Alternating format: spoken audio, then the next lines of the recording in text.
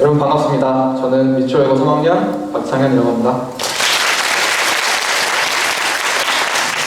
여러분 오늘 제 주제가 뭔지 한번 읽어주실 수 있나요? 감시의 진화. 맞아요. 저는 오늘 이 감시의 진화에 대해서 얘기를 해보고자 합니다. 제가 처음에 From Zero to Here라는 이 주제를 듣고 가장 먼저 떠올렸던 것이 바로 진화였어요. 진화를 한다면 우리가 가장 대표적으로 생각할 수 있는 게 인류의 진화가 있겠죠. 호모 사피엔스, 호모 네안데르탈린이라든가 이런 이러한 일련의 그 인간의 과정들이 있을 거예요. 그리고 포켓몬 역시도 진화를 거쳐왔습니다. 여러분 이 포켓몬의 이름이 뭐죠? 피추죠. 그럼 이 피추가 진화를 거치면 뭐가 돼요? 피카츄가 돼요. 그럼 피카츄가 한 번 더 진화를 거치면 라이츄가 되는 거예요. 여러분 이게 진화예요. 일종의 변화되는 과정이죠. 진화는 일종의 변화되는 과정입니다. 그런데 그럼 진화에 대해서 우리가 이해를 했어요. 그렇다면 과연 감시가 어떻게 진화를 할 수 있는가에 대해서는 좀 의문이 들기도 마련이죠. 감시의 개념상을 본다면 감시란 단속을 위해 누군가를 주의 있게 살핀다는 것을 의미하고, 또한 감시가 무슨 우리들처럼 실체를 가지고 있는 것도 아니잖아요.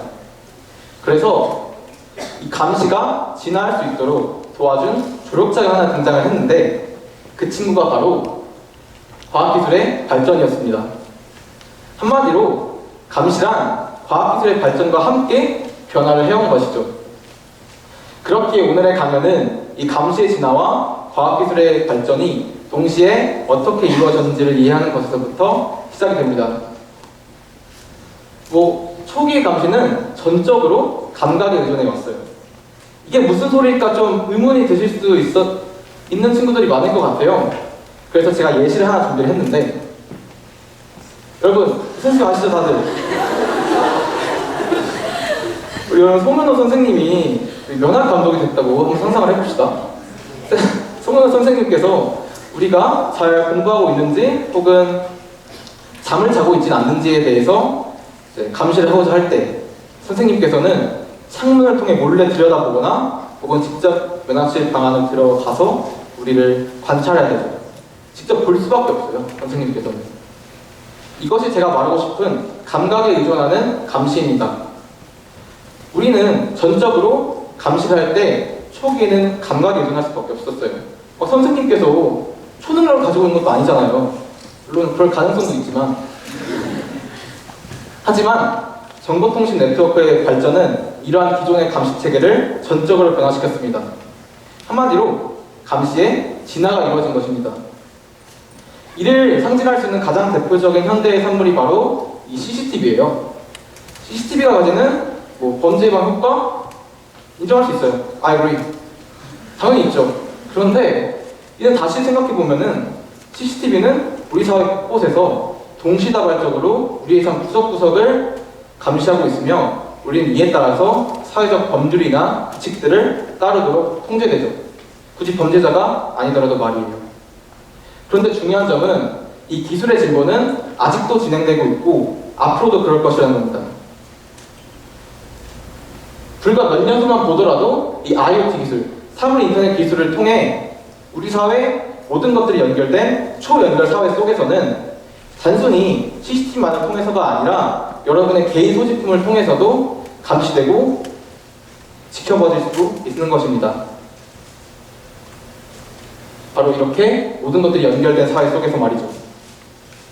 그런데 지금에 와서 생각을 해보면은 분명 CCTV랑 사물 인터넷 기술 등은 우리에게 주는 분명 이점들이 있고 그것들이 우리의 삶에 굉장히 유익했기 때문에 지금까지 채용된 거 아니겠어요? 그죠? 하지만 이와 동시에 통제의 일상화라든가 혹은 사생활 침해와 같은 그 부작용들 역시도 분명하게 존재를 하며 우리가 이에 대해서 간과해서는 안 될 것입니다. 그렇기에 과연 이 발전과 통제 사이에 균형을 잡기 위해서 우리는 어떤 자세를 갖추어야 할까에 대해서 저는 고민해봤고, 그에 대한 해답이 바로 이 의문학이었습니다. 의문을 가져보는 거예요.